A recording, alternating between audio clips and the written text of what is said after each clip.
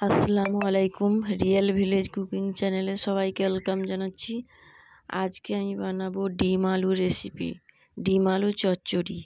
আমি এখানে 3টে ডিম নিয়েছি কুচি করে। আলু এরকম সাইজ করে নিতে হবে।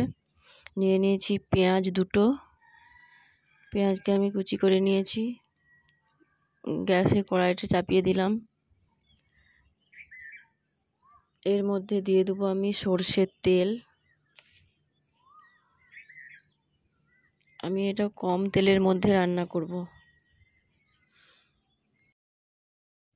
দিয়ে দিচ্ছি পেঁয়াজ কুচি। পেঁয়াজটা হালকা ব্রাউন কালার করে নেব।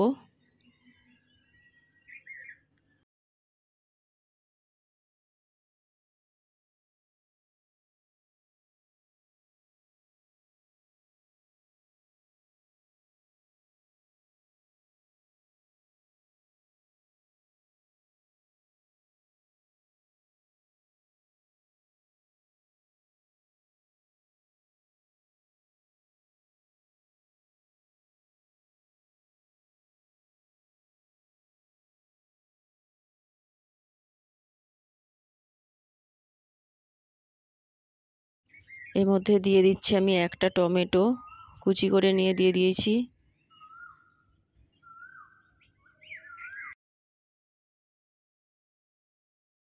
এখানে দিয়ে দিলাম 1 চামচ হলুদের গুঁড়ো, হাফ চামচ লঙ্কা গুঁড়ো। আমি এখানে ঝালটা কম দিয়েছি, আপনারা আপনাদের টেস্ট অনুযায়ী দেবেন। দিয়ে দিচ্ছি 1 চামচ ধনে গুঁড়ো, 1 চামচ জিরে গুঁড়ো। একটু নাড়াচাড়া করে নিচ্ছি।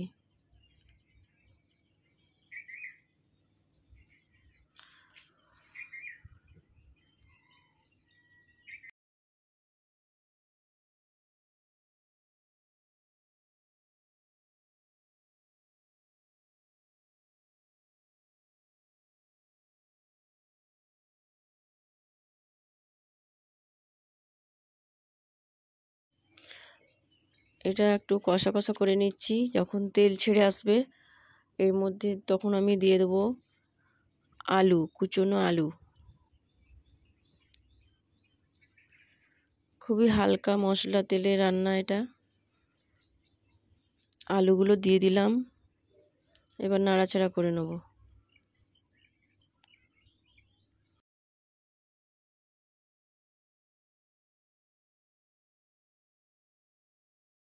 দিয়ে দিচ্ছি 1 চামচ লবণ। লবণটা টেস্ট অনুযায়ী দেবেন। ভালো করে নাড়াচাড়া করে নিচ্ছি।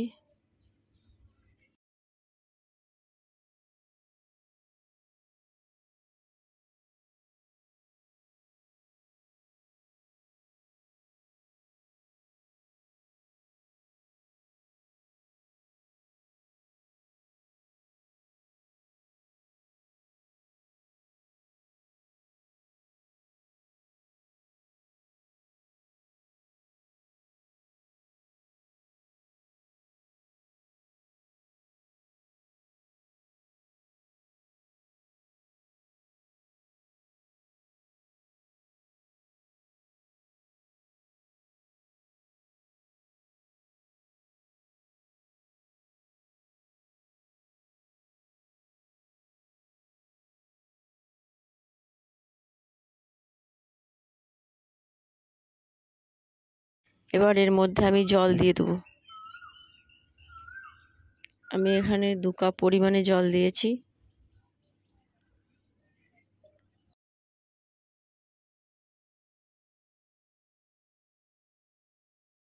মিনিটের জন্য আমি এখানে ঢাকা দিয়ে দিচ্ছি। 10 মিনিট পর আমি খুলে দেখব। এখানে আমি ডিমগুলো আমি ভালো করে ভেজে নেব। 3টে ডিম ফাটিয়ে নিলাম।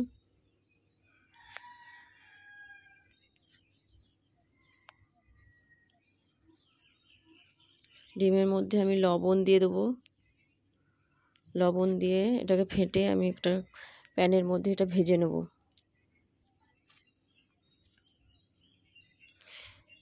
ডিমটা ঢেলে দিচ্ছি।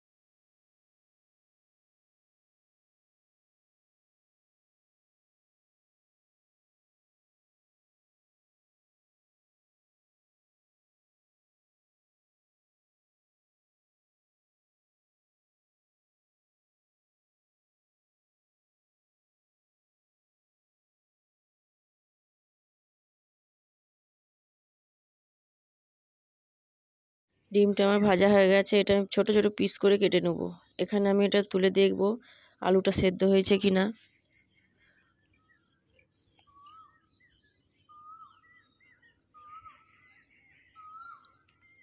আলুটা আমার সেদ্ধ হয়ে গেছে। আর একবার ঢাকা দিয়ে কিছুক্ষণ রাখবো। এখানে ডিমটা হয়ে গেছে, এখানে ছোট ছোট পিস করে কেটে নেব।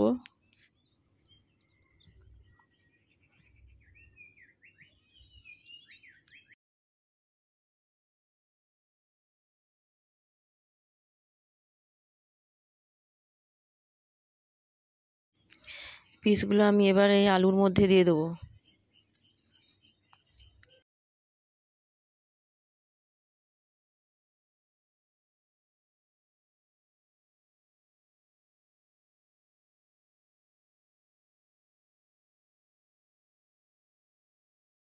ডিমগুলো আমি দিয়ে দিলাম এর মধ্যে। এবার একটু ভালো করে নাড়াচাড়া করে নিচ্ছি।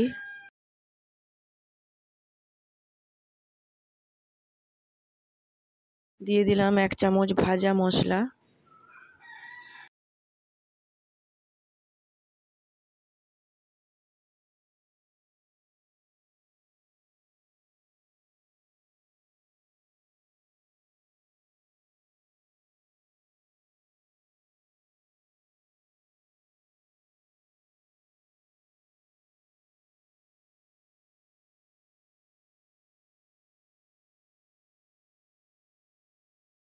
রান্নাটা আমার কমপ্লিট হয়ে গেছে, আমি সার্ভ করে নিয়েছি। খুব সুন্দর রান্না হয়েছে। আপনারা আপনাদের টেস্ট অনুযায়ী করবেন। এটা আমি হালকা তেল মশলাই করেছি। আপনারা বাড়িতে ট্রাই করবেন, খুবই সুন্দর লাগবে খেতে।